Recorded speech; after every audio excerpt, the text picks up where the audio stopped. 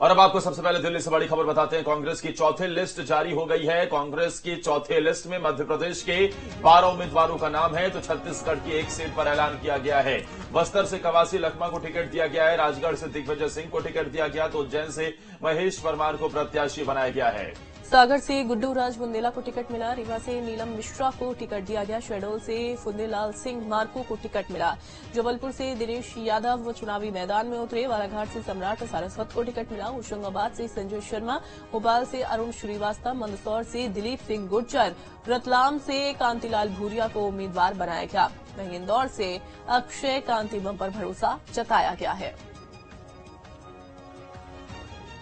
और हमारे साथ इस खबर पर ज्यादा जानकारी के साथ भोपाल से गौरव सीधा जुड़ गए हैं। गौरव,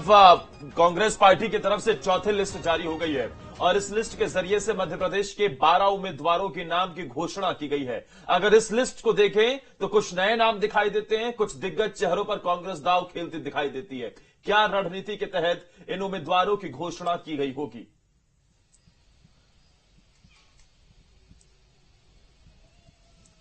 देखिए, बिल्कुल चौथी सूची जारी कर दी गई है कांग्रेस ने और चौथी सूची में मध्य प्रदेश के 12 प्रत्याशियों के नामों की घोषणा हुई है। पहले 10 प्रत्याशियों के नामों की घोषणा कांग्रेस कर चुकी थी, अब 12 प्रत्याशियों के नामों की घोषणा की है, तो अब कुल मिलाकर हुए 22 प्रत्याशी, यानी अब 22 सीटों के लिए प्रत्याशियों के नामों की घोषणा कांग्रेस ने कर दी है। और अभी 6 सीटें ऐसी हैं जिस पर अभी नामों को होल्ड कर दिया गया है।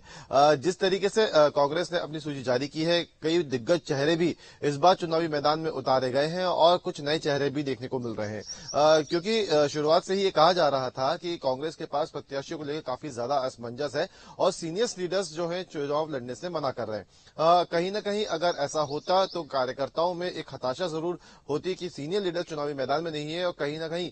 इसका खामियाजा लोकसभा चुनाव में कांग्रेस को भुगतना पड़ता, और यही वजह रही कि सीनियर लीडर्स को भी लगातार ये कहा जाता रहा कि वो चुनावी मैदान में उतरे, चुनाव लड़े और कार्यकर्ताओं का भी इससे जो मनोबल है वो बढ़ेगा। और यही वजह रही कि जो चौथी सूची आई है और मध्य प्रदेश में जो 12 लोकसभा के लिए जो प्रत्याशी घोषित हुए हैं उनमें कुछ बड़े चेहरे भी हमें देखने को मिल रहे हैं, जिसमें सबसे प्रमुख नाम दिग्विजय सिंह का है, जो राजगढ़ से चुनावी मैदान में उतरे हैं और साफ तौर पर कहा जा सकता है कि ये सीट बीजेपी के लिए एक चुनौतीपूर्ण सीट हो जाएगी, क्योंकि देखिए अगर हम देखें अगर राजगढ़ की, तो राजगढ़ से दिग्विजय सिंह प्रत्याशी है, तो वहीं बीजेपी से रोडबल नागर यहां से प्रत्याशी है। ऐसे में दिग्विजय सिंह को काफी मजबूत प्रत्याशी माना जा रहा है, क्योंकि राजगढ़ दिग्विजय सिंह की कर्मभूमि रही है और ऐसे में अगर दिग्विजय सिंह अब यहां से चुनाव लड़ रहे हैं तो कहीं ना कहीं कांग्रेस का पलड़ा यहां पे थोड़ा भारी होता नजर आ रहा है। लेकिन अगर हम देखें तो कांग्रेस ने अभी अपनी 6 सीटों को होल्ड पे डाल दिया है, जिसमें खंडवा, विदिशा, आपका गुना, इसके अलावा मुरैना, दमोह और ग्वालियर, ये सीटें ऐसी हैं जहां पे अभी प्रत्याशियों के नामों की घोषणा नहीं हुई और कहा जा रहा है कि यहां पे प्रत्याशियों के चयन को लेकर काफी ज्यादा असमंजस है, इसी वजह से यहां पे नामों की घोषणा नहीं हो पाई है, जिसमें सबसे प्रमुख 2 सीटें हैं जो गुना और विदिशा की है, क्योंकि गुना से ज्योतिरादित्य सिंधिया चुनाव लड़ रहे हैं, तो वहीं विदिशा से पूर्व मुख्यमंत्री शिवराज सिंह चौहान चुनावी मैदान में है। अब इनके सामने किस नेता को उतारा जाए, कांग्रेस के सामने अभी ये असमंजस की स्थिति बनी हुई है और यही वजह रही है कि इस बार अभी इन 6 सीटों पर प्रत्याशी की घोषणा नहीं हुई है, लेकिन कहा जा रहा है कि होली के बाद दोबारा से सीसी की बैठक होगी और उस दौरान इन सीटों पर भी नामों की घोषणा कर दी जाएगी। लेकिन अगर हम बाकी जो सीटें हैं उसका समीकरण देखें, जो 12 सीटें हैं जिसपे कल कांग्रेस ने अपने प्रत्याशी की घोषणा की है, तो उसमें भोपाल से अरुण श्रीवास्तव का नाम घोषित किया गया है, जो आलोक शर्मा के खिलाफ चुनावी मैदान में उतरेंगे। भोपाल परंपरागत तरीके से बीजेपी की सीट मानी जाती रही है, ऐसे में ये कहा जा रहा है कि यहां से बीजेपी काफी मजबूत स्थिति में है। लेकिन अगर हम देखें तो भोपाल से ही एक पूर्व प्रशासनिक अधिकारी का भी नाम चल रहा था कांग्रेस के प्रत्याशी के तौर पर, लेकिन यहाँ पे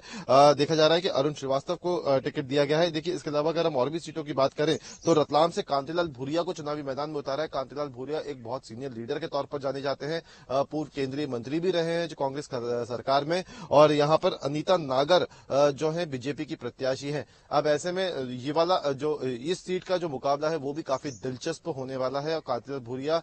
इस चुनावी मैदान में क्योंकि काफी मजबूत प्रत्याशी के तौर पर देखे जा रहे हैं। इसके अलावा अगर हम शहडोल की बात करें तो शहडोल से फुंदेलाल मार्को का नाम घोषित किया गया है। पहले से ही कहा जा रहा था कि फुंदेलाल मार्को को यहां से चुनावी चुनावी मैदान में उतारा जा सकता है, क्योंकि काफी मजबूत नेता शहडोल के माने जाते हैं। कोल जनजाति बहुल इलाका है शहडोल, और ऐसे में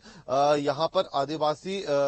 जो वोटर्स है उनका काफी इफेक्ट रहता है। अब फजल मार्को यहाँ से चुनावी मैदान में कितना फायदा होता है वो देखने वाली बात होगी, क्योंकि यहाँ पे बीजेपी से जो प्रत्याशी है वो हिमाद्री सिंह है। इसके अलावा हम देखें तो रीवा से नीलम मिश्रा का नाम घोषित किया गया है। नीलम मिश्रा का नाम काफी पहले से चल रहा था, और ये नाम न्यूज स्टेट ने भी प्राथमिकता से हमने अपने सोर्सेज से चलाया था, और ये नाम जो है यहाँ से घोषित किया गया है। होशंगाबाद से संजय शर्मा का नाम घोषित किया गया है, क्योंकि संजय शर्मा पहले कांग्रेस के विधायक भी रहे हैं, लेकिन इस बार के विधानसभा चुनाव में संजय शर्मा जो है वो चुनाव हार गए थे, जिसके बाद अब उन्हें लोकसभा चुनाव का टिकट होशंगाबाद से दिया गया है। मंदसौर से दिलीप सिंह गुर्जर को चुनावी मैदान में कांग्रेस ने उतारा है, और तो वहीं बीजेपी से यहाँ पे सुधीर गुप्ता जो है बीजेपी के प्रत्याशी होंगे। इसके अलावा बालाघाट की हम बात करें तो बालाघाट से सम्राट सारस्वत को प्रत्याशी बनाया गया है, क्योंकि बालाघाट से ये चल रहा था कि हिना कांवरे को चुनावी मैदान में उतारा जा सकता है, लेकिन यहाँ से हिना कांवरे को न उतारते हुए सम्राट सारस्वत को उतारा है। इसके अलावा उज्जैन, जहां पे अनिल फिरोजिया मौजूदा सांसद हैं बीजेपी के, उन्हीं को टिकट दिया गया था, लेकिन अब कांग्रेस ने यहां पे उनके खिलाफ महेश परमार को चुनावी मैदान में उतारा है। देखिए जिस तरीके से चुनावी मैदान में प्रत्याशियों के नामों की घोषणा हुई है, बहुत सारे नाम ऐसे हैं जो चुनावी लोकसभा चुनाव पहली बार लड़ रहे हैं। ऐसे में कांग्रेस की रणनीति यही है कि कुछ नए कार्यकर्ताओं को या कुछ नए नेताओं को टिकट दिया जाए, कुछ नए नेताओं को मौका दिया जाए, और जो पूरा समीकरण यहाँ पे कांग्रेस ने समझा है उसके तहत ये देखा गया है, ये वो नेता हैं जो अपने इलाकों में या कहीं इन क्षेत्रों में काफी लंबे समय सक्रिय रहे हैं, इनकी यहाँ पे काफी अच्छी भूमिका रही है। ऐसे में वो कितना अच्छा परफॉर्मेंस ये यहाँ पे दे पाते हैं ये तो नतीजे बताएंगे, लेकिन कांग्रेस ने मौजूदा स्थिति को देखते हुए इन प्रत्याशियों के नामों की घोषणा की है। और सबसे बड़ी बात यह है कि जो 6 सीटें अभी होल्ड पे की गई है उनके प्रत्याशियों की नामों की घोषणा कब तक होगी ये अभी असमंजस बना हुआ है, लेकिन कहा जा रहा है कि होली के बाद सीसी की बैठक के बाद इन नामों पर फिर से विचार किया जाएगा, और फिर विचार विमर्श किया जाएगा, और आने वाली जो सीटें हैं यानी कि जो सीटें बची हुई हैं उन पर कब तक प्रत्याशी घोषित होते हैं वो भी देखना होगा। हमारे सहयोगी जुड़ गए हैं। जबलपुर से दिनेश यादव को टिकट दिया गया है, किस रणनीति के तहत यहां से चुनावी मैदान में उन्हें उतारा गया है, कितना कड़ा मुकाबला जबलपुर में इस बार जो है वो अमित देखने को मिलेगा।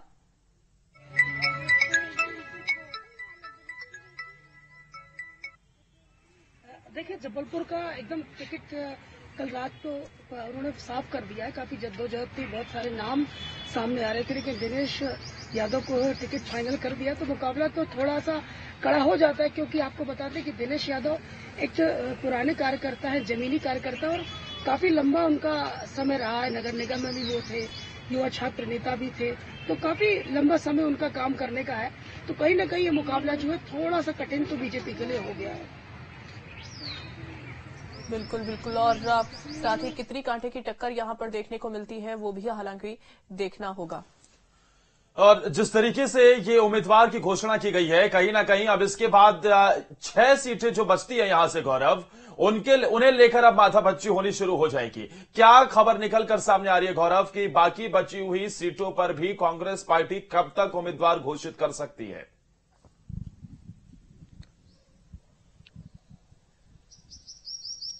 देखिए होली के बाद ये मुमकिन है कि 3 से 4 दिन के अंदर इन सीटों पर भी नामों की घोषणा हो जाए, क्योंकि 2 सीटें तो सबसे महत्वपूर्ण है, जिसमें गुना और विदिशा है, और यहाँ पे किस नेता को उतारा जाए ये एक बड़ी असमंजस की स्थिति है। क्योंकि अगर हम खंडवा की बात करें, इसके अलावा मुरैना की बात करें, ग्वालियर की बात करें, या हम दमोह की बात करें, तो ये वो सीटें हैं जहां पर बीजेपी कांग्रेस अपने आप को काफी मजबूत स्थिति में मान रही है। कांग्रेस को ये उम्मीद है कि मुरैना ग्वालियर की सीट जो है वो इस बार ये लोग जीत सकते हैं, और यहाँ पे हालांकि अभी टिकट जो है वो होल्ड किया गया है। सिकरा परिवार से यहाँ पे टिकट दिया जा सकता है मुरैना से, ये उम्मीद जताई जा रही है, और अगर ऐसा होता है तो कहीं ना कहीं कांग्रेस के लिए एक मजबूत स्थिति यहाँ पे देखने को मिलेगी, क्योंकि विधानसभा चुनाव में कुछ फायदा यहाँ पे इन सीटों पर कांग्रेस को हुआ था, और यही वजह है कि मध्य प्रदेश की जो 10 लोकसभा सीटें हैं जिस पर कांग्रेस अपने आप को मजबूत मान रही है, उनमें से ये भी कुछ सीटें ऐसी हैं। लेकिन गुना और अगर हम विदिशा की बात करें तो ये सीटें ऐसी है जो कांग्रेस के लिए बहुत चुनौतीपूर्ण है, और यहाँ पे प्रत्याशियों को उतारना कांग्रेस के लिए बहुत ही ज्यादा चुनौती चुनौतीपूर्ण इस वक्त देखा जा रहा है। लेकिन देखिए, जो भी अभी तक लिस्ट जारी हुई है, इसको अगर हम और अच्छे से आंकें तो महिला प्रत्याशियों को लेकर एक बड़ा सवाल यहाँ पे खड़ा हो रहा है, क्योंकि हमने देखा कि बीजेपी ने जब अपने 29 लोकसभा सीटों पर उम्मीदवार घोषित किए हैं तो उसमें 6 महिला प्रत्याशियों को बीजेपी ने जगह दी है। लेकिन अभी तक 22 सीटों की घोषणा कांग्रेस ने की है, लेकिन उसमें केवल एक ही महिला प्रत्याशी को घोषित किया गया है, जो नीलम मिश्रा रीवा से चुनाव लड़ रही हैं। ऐसे में अब ये एक मुद्दा भी जरूर ऐसा है जो बीजेपी आने वाले समय में उठा सकती है, क्योंकि महिलाओं का नेतृत्व राजनीति में हो, इसको लेकर दोनों ही दल अपनी अपनी बातें करते हैं। लेकिन जहां बीजेपी ने 6 महिला प्रत्याशी को उतारा है, तो वहीं कांग्रेस अभी 22 सीटों पर केवल एक ही महिला प्रत्याशी का नाम घोषित कर पाई है। अब बची जो 6 सीटें हैं, उसमें किसी महिला प्रत्याशी का नाम होता है या नहीं होता है, वो एक बड़ा सवाल है, क्योंकि ये वो 6 सीटें हैं जिसमें से 3 सीटें ऐसी हैं जिसपे कांग्रेस किसी भी तरह का रिस्क नहीं लेगी, और बाकी की जो 3 सीटें हैं उसपे किसे उतारती है, वो एक बड़ा सवाल बना हुआ है। क्योंकि गुना और विदिशा से एक सटीक प्रत्याशी को ढूंढना अभी कांग्रेस के लिए एक चुनौती है। इसीलिए कहा जा रहा है कि होली के बाद 3 से 4 दिन अभी इन सीटों पर नामों की घोषणा में लग सकते हैं। लेकिन अभी फिलहाल 22 सीटों पर कांग्रेस ने अपने प्रत्याशियों की नामों की घोषणा कर दी है, और इन सीटों को लेकर अब कांग्रेस अपनी पूरी तैयारी में जुट जाएगी। क्योंकि देखिए, अब जो 27 तारीख है, पहले चरण के चुनाव के लिए नामांकन 27 तारीख तक भरे जाएंगे। 3 सीटें ऐसी थी जिस पर अभी तक कांग्रेस ने अपना प्रत्याशियों की नाम की घोषणा नहीं की थी, जिसमें जबलपुर था, बालाघाट था। इसके अलावा मैं बताना चाहूंगा आपको कि 3 सीटें ऐसी थी जिसमें पहले ही घोषित की जा चुकी थी सीटें, क्योंकि 6 ऐसी सीटें हैं जिसको लेकर 19 तारीख को मतदान होना है, और 27 तारीख इन 6 सीटों पर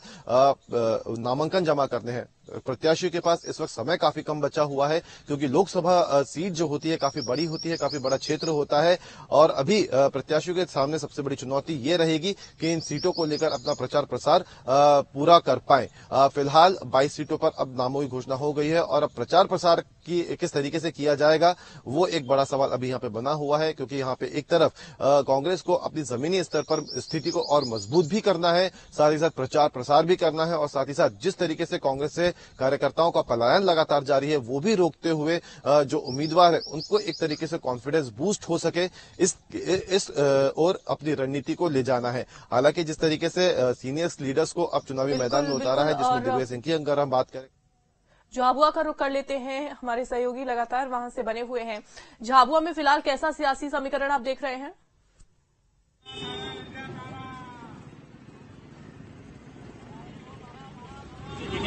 लंबे इंतजार के बाद कल रात कांग्रेस ने यहां पर कांतिलाल भूरिया को मैदान में उतारा है। मतलब अब भाजपा और कांग्रेस दोनों के टिकट फाइनल हो चुके हैं। कांग्रेस ने जहां